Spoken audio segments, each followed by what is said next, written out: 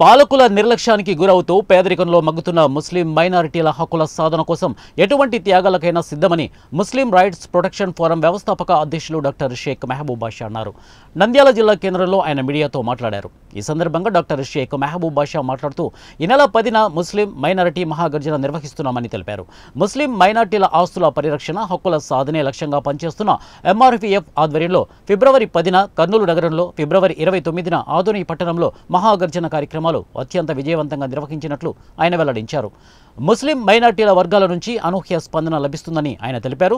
ఇక ముస్లిం మైనార్టీల తమ హక్కుల సాధనకు జాగృతం చేసే పనిలో భాగంగా ఈ నెల 10వ తేదీన నంద్యాల పట్టణంలో ముస్లిం మహాగర్జన నిర్వహిస్తున్నట్లు ఆయన వెల్లడించారు. రాజకీయాలకు అతీతంగా ముస్లిం మైనార్టీల సంక్షేమం, అభివృద్ధి లక్ష్యంగా తమ పని చేస్తున్నామని ఆయన మరోసారి ఉద్ఘాటించారు. తమ సొంత నిధులతో ఎంఆర్పీఎఫ్ కార్యక్రమాలు నిర్వహిస్తున్నామని, ఎటువంటి విరాళాలు స్వీకరించడం లేదని, ఎవరైనా అసత్య ప్రచారం చేస్తే నమ్మవద్దని ఆయన తెలిపారు.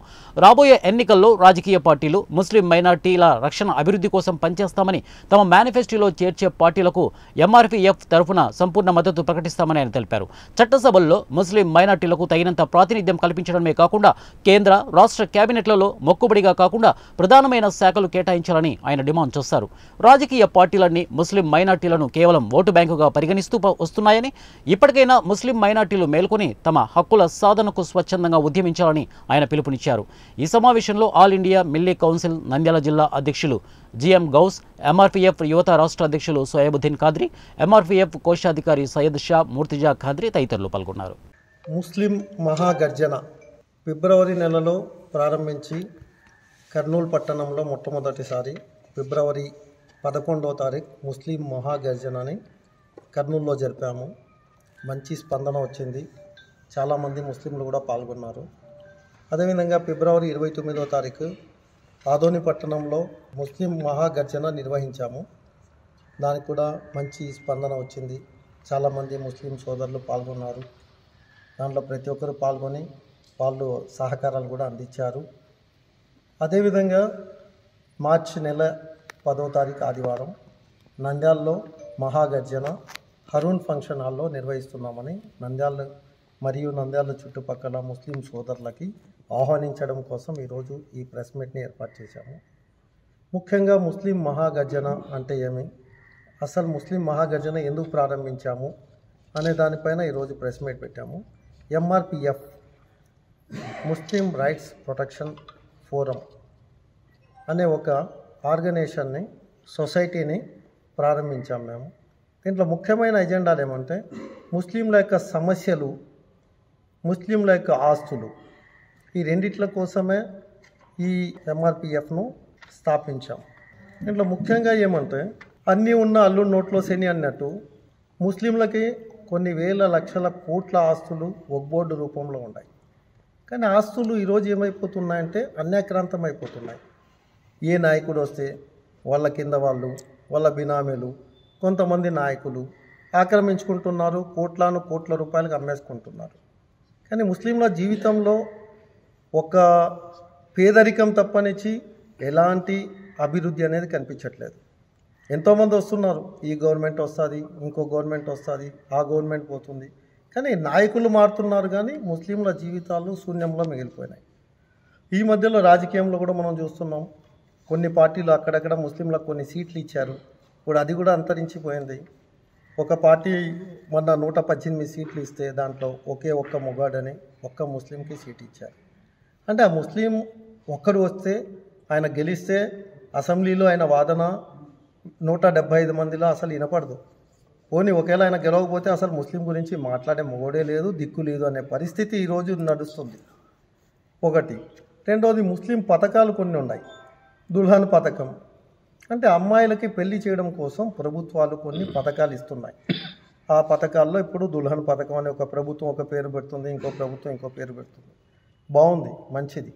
కాకపోతే ఏమంటే ఆ దుల్హన్ పథకంలో కూడా కండిషన్స్ అప్లైడ్ అనే విధంగా 10వ తరగతి పాస్ అయితేనే ఆ అమ్మాయికి ₹1,00,000 అనేది దుల్హన్ పథకం వస్తుంది అనేది ఒక కండిషన్ పెట్టారు. అంటే 10వ తరగతి పాస్ కాని అమ్మాయి 18 సంవత్సరాల తర్వాత ఓటు హక్కు వచ్చిన తర్వాత ఓటు అమ్మాయి వేయవచ్చు. ఆ ఓటుతో మీరు గెలవచ్చు, ఆ ఓటుతో మీరు పాలకులు కావచ్చు. కానీ అమ్మాయికి వివాహం చేసుకోవడానికి దుల్హన్ పథకం వర్తించదు. ఎంతవరకు సమంజసమని నేను ప్రశ్నిస్తున్నాను. అదేవిధంగా ఇప్పుడు ఎస్సీలు ఎస్టీలు కన్నా దిగజారిన స్థితిలో, హీన స్థితిలో, పేదరికంలో ఈరోజు ముస్లింలు సతమతమైపోతున్నారు. కానీ వాళ్ళందరికీ మీరేం చేస్తున్నారు? సబ్సిడీలు ఇస్తున్నారు. అదేవిధంగా ఎస్సీ కార్పొరేషన్ ద్వారా 4 వీలర్ కొనుక్కుంటే 60% సబ్సిడీ ఇస్తున్నారు. అంటే ముస్లింలలో పేదరికం లేదా? ముస్లింలో పేదోళ్ళు లేరా? మరి వాళ్ళకి ఎందుకు మీరు సబ్సిడీ ఇవ్వరు? ఆ సబ్సిడీ కూడా ఇవ్వండి. అదేవిధంగా మీ మేనిఫెస్టోలో మా యొక్క సమస్యలు, ముస్లింల యొక్క కోరికలు మీకు ఎన్నోసార్లు వినిపిస్తున్నాం. కానీ ఏది కూడా ఈరోజు వరకు మీ దగ్గర నుంచి ఎలాంటి రెస్పాన్స్ లేదు. ఒకటి. రెండవది ఏమంటే ఈరోజు ఏదో ఎలక్షన్ల కోసం వచ్చారు, ఎలక్షన్ల కోసం మాట్లాడుతున్నారంటే అది ఒక అవివేకం. ఇది ఎలక్షన్లతో పాటు ఇది ఒక ప్రారంభం. దీని అంతం ఎప్పుడంటే ప్రతి ఒక్క ముస్లిం తనకు రావాల్సిన బెనిఫిట్లు పొందేంత వరకు ఆంధ్రప్రదేశే కాదు ఇండియా వ్యాప్తంగా మా యొక్క గర్జనను కంటిన్యూ చేసుకుంటూ పోతాం. కాబట్టి దయచేసి రాజకీయ నాయకులారా మీరు ఇది ఒక హెచ్చరిక అనుకోండి, లేదా ఒక విన్నపం అనుకోండి, ఏమన్నా అనుకోండి. ముస్లింలని ముస్లింలుగా గుర్తించండి, ముస్లింలకు రావాల్సిన బెనిఫిట్స్ అన్నీ కల్పించండి అని మీకు ఈ పత్రికా ముఖంగా, అదేవిధంగా ఎలక్ట్రానిక్ మీడియా ముఖంగా నేను కోరుకుంటున్నాను. దయచేసి మీ మేనిఫెస్టోల్లో ముస్లింలకు కూడా అవకాశం కల్పించండి, ముస్లింల యొక్క సమస్యలను పరిష్కరించండి.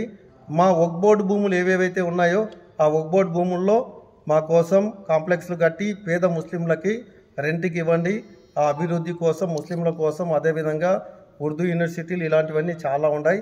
ఈ అన్ని సమస్యలు ఏమి, అసలు మా యొక్క ప్రాబ్లమ్స్ ఏమి, మా ఎజెండా ఏమనేది మీకు 10వ తారీఖు హారూన్ ఫంక్షన్ హాల్లో జరుగుతుంది. కాబట్టి హారూన్ ఫంక్షన్ హాల్లో ప్రతి ఒక్క ముస్లిం సోదరులారా మీరు ఎక్కడెక్కడ పరిగెత్తున్నారు. రాజకీయ నాయకుడు పిలుస్తున్నాడు అంటే ఎందుకోసం పిలుస్తారు? వాళ్ళ లబ్ధి కోసం పిలుస్తున్నాడు. ఆ మీటింగ్ తర్వాత మీరెవరో నేనెవరో అనే విధంగా ఉంటుంది.